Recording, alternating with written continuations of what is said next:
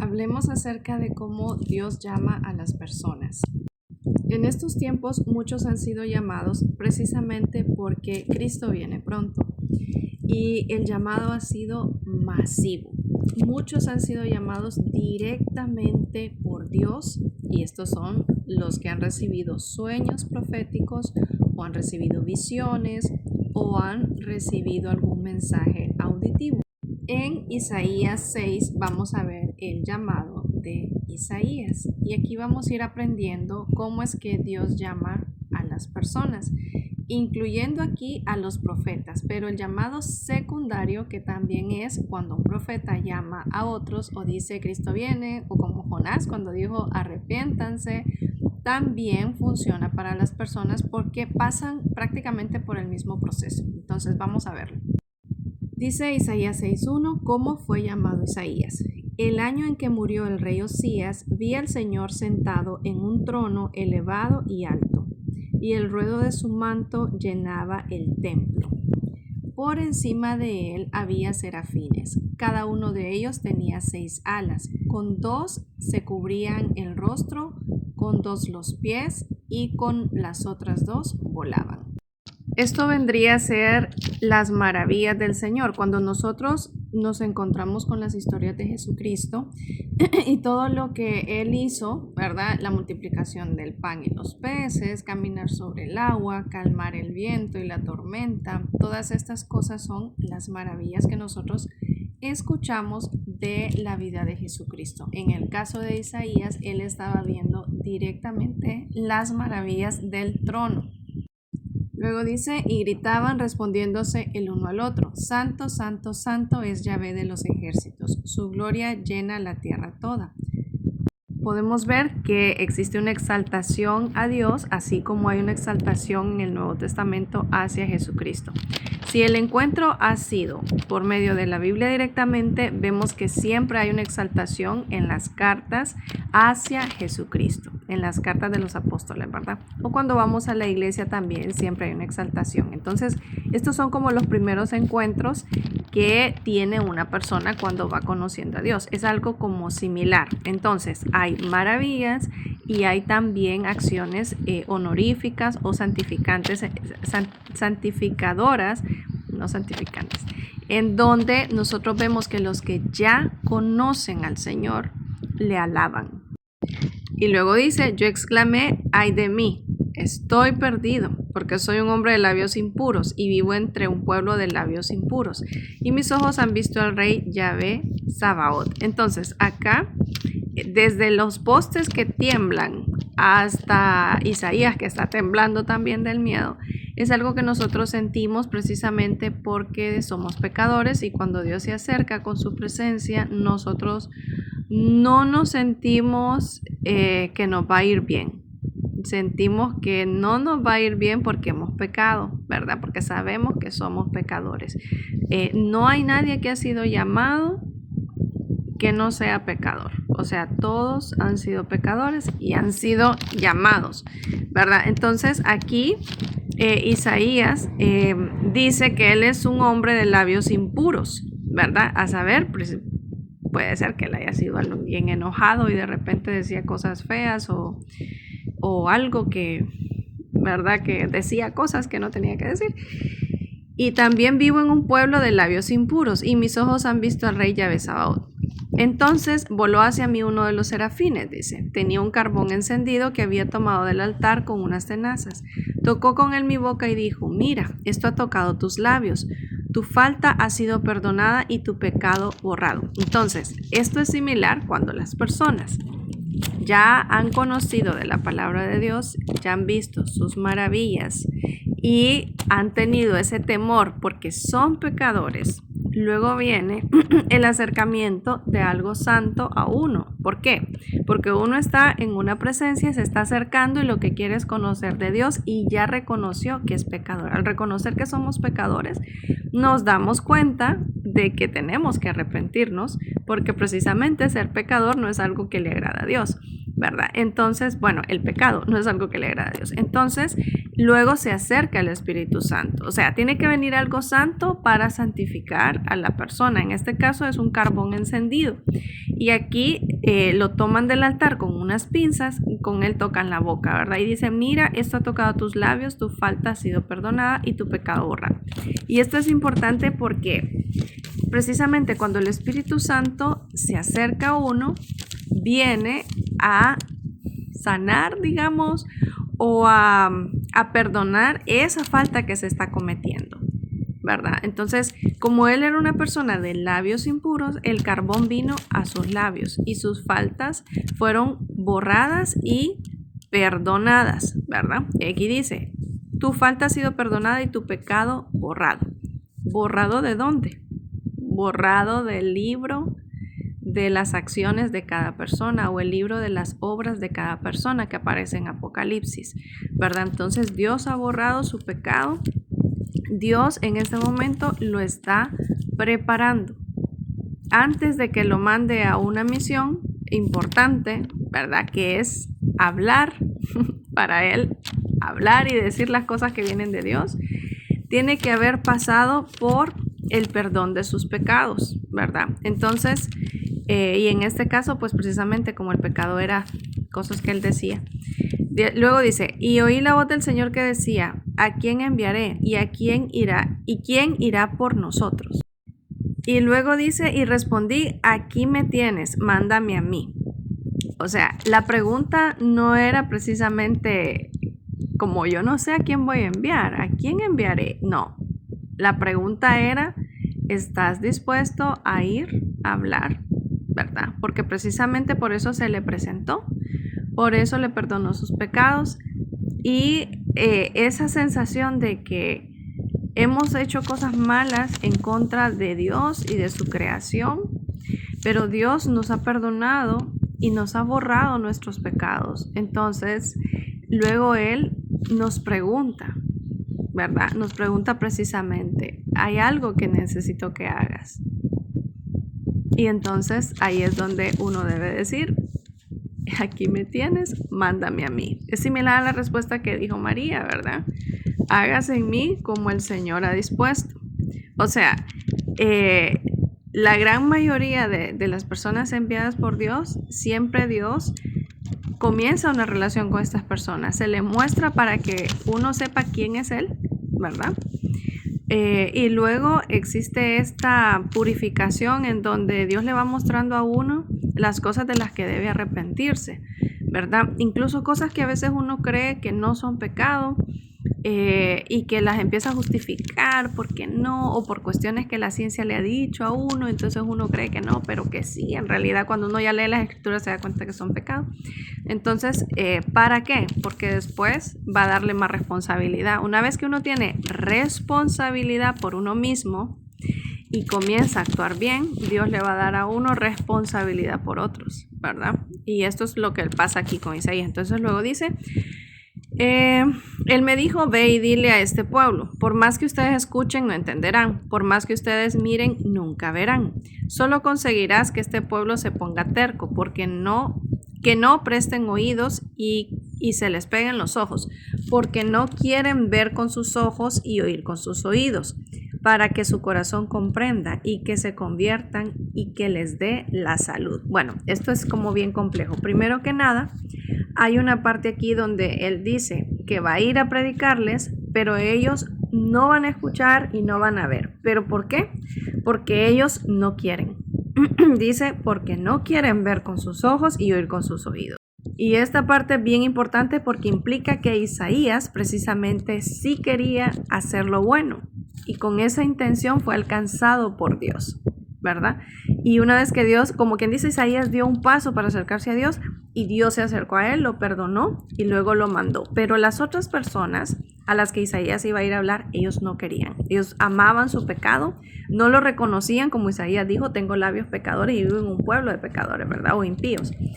Entonces, luego dice esta frase que me dejó pensando bastante, para que su corazón comprenda y que se conviertan y que les dé la salud. Ok, esta parte no la tomen a la ligera, Ellos primero no quieren ver con sus ojos y oír con sus oídos. Por lo tanto, su corazón no comprende. Y uno puede decir, no, pero lo que comprende en realidad es la mente, ¿no? El alma aquí donde tenemos, no el corazón. Pero la verdad es que no. El corazón tiene un sistema nervioso de más de 40,000 neuronas, ¿verdad? Y se sabe ahora que el corazón es capaz de tomar decisiones. Es un segundo cerebro.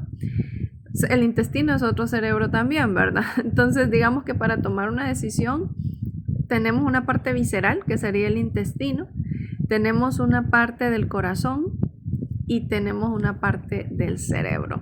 Entonces, cuando Dios habla, no se puede entender con el cerebro. No se puede razonar. Por eso es que Pablo también dice que para los que no están en el Espíritu, todo esto es locura, ¿verdad?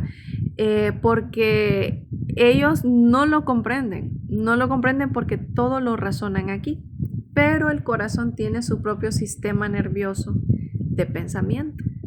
Eso lo pueden buscar en YouTube, hay un montón de videos donde se habla de eso, pero es lo que les quiero decir, ¿verdad? O sea, nuestro cerebro agarra datos y esos datos los traduce de acuerdo, los compara con lo que ya conoce, ¿verdad? Nuestro cerebro puede aprender cosas por asociación y explicadas de manera razonable, pero el que entiende las cosas del espíritu es en realidad el corazón. Entonces, para que su corazón comprenda, es literal. Y esto que está demostrado ahorita por la ciencia, antes se tomaba como poesía, ¿verdad? Pero es literal. Es el corazón de las personas el que no comprendía. Y que se conviertan y que les dé la salud. Y esto les voy a decir que yo, estudiando las palabras en hebreo y en arameo, la salud se traduce como la vida. O sea, en arameo no existe la palabra salud que no signifique vida. Es la misma palabra, ¿verdad? Entonces sería que se conviertan y que les dé la vida. Pero ¿por qué aquí lo traducen como salud? No sé cómo está en sus Biblias, pero es interesante porque al final la salud es la vida. Todo el que dice que va a administrar la salud de las personas, lo que quiere administrar es la vida de las personas. Y también es importante esa frase porque dice que les dé, o sea, que quien da la vida y quien da la salud es Dios. Y esto viene de la comprensión a nivel del corazón. Es decir, que muchas cosas que nos enferman viene de nuestra incomprensión a nivel del corazón, de lo que nosotros concluimos con nuestros sentimientos, de lo que nosotros nos dejamos llevar, digamos, por impresiones, ¿verdad? Y no conciliamos lo que pensamos acá con lo que pensamos acá.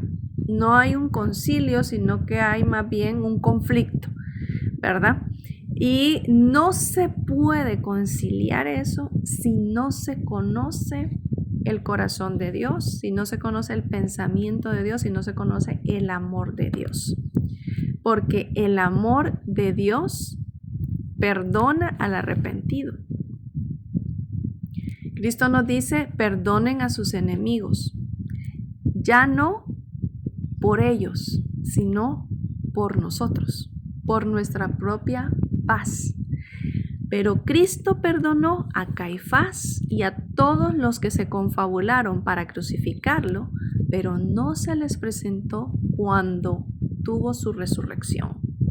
Quiero que entiendan esto porque la paz que podemos tener en el corazón, esa reconciliación con Dios que nos lleva a tener paz en el corazón, es lo que nos da la verdadera salud.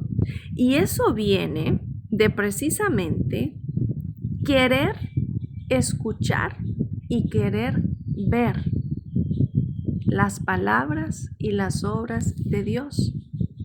las palabras que están en la Biblia, las palabras que vienen de las personas que nos comparten la palabra de Dios, pero también las obras que Dios ha hecho en las personas. Cómo las ha transformado, cómo las ha cambiado, cómo la gente antes era una cosa antes de Cristo y ahora es otra cosa, es otra historia después de Cristo. Y aquí esto es precisamente lo que le debe de pasar a una persona que se acerca a Dios. Es que tiene que ser transformada, pero ya vieron, ¿verdad? Vamos a hacer como un resumen. En primera instancia hay un encuentro con Dios. Esto sería Isaías del 1 al 3, 4, ¿verdad? Del 1 al 4 sería el encuentro con Dios, que para nosotros sería leer la Biblia, acercarnos a conocer acerca de Jesucristo, ¿verdad? Y posteriormente las cartas, luego, acercarnos, ¿verdad? A Dios directamente. Y con esto no digo que nos acerquemos a una iglesia de tal denominación, no. A Dios, ¿verdad? A Dios por medio de la Biblia. La segunda parte sería el reconocer que somos pecadores. Que esto ya estaría aquí en Isaías 5. Sí, 5 prácticamente. Lo siguiente es entender que con nuestro arrepentimiento, con nuestro reconocer que somos pecadores, para reconocer estoy pecando, usted tiene que entender que está pecando, ¿verdad? Si no lo entiende, no lo va a reconocer. Si usted cree que no es pecado, no lo va a reconocer. Usted tiene que reconocerlo. Y luego existe el perdón de los pecados, que sería en el 6 al 7.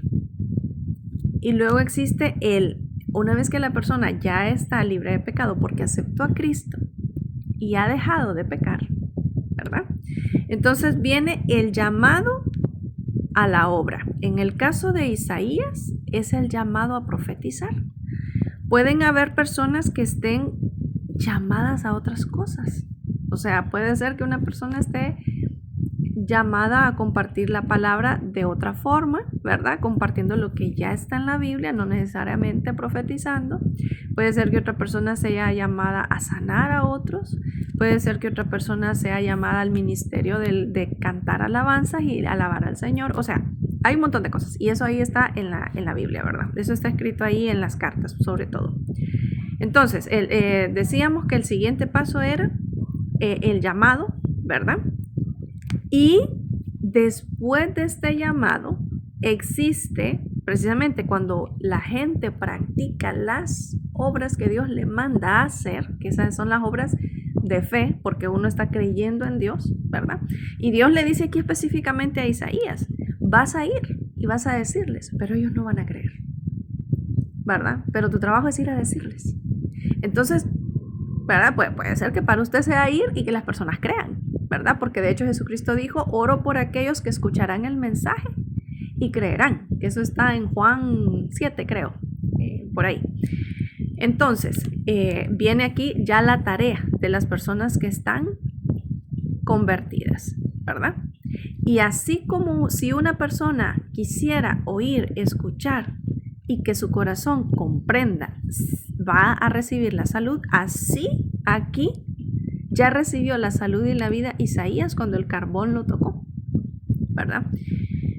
Entonces, espero que esto les ayude un poquito más a meditar más en la palabra de Dios, que cuando uno lee algo, lo lee como una historia, pero no, de repente no lo interioriza, no lo entiende, no lo traslapa con su vida, porque es con la vida de nosotros que lo tenemos que traslapar, no es con la vida de repente de fulano para juzgarlo, ¿verdad? O de fulanita para acusarla, no, es vernos siempre a través de lo que está en la Biblia con nosotros y precisamente llegar a esa comprensión que va más allá de lo que le pasó a él que fue llamado y traslaparlo a cómo se aplica esto también a nuestra vida o qué significa esto para nosotros. Bueno, espero esto les haya ayudado. Cristo viene pronto.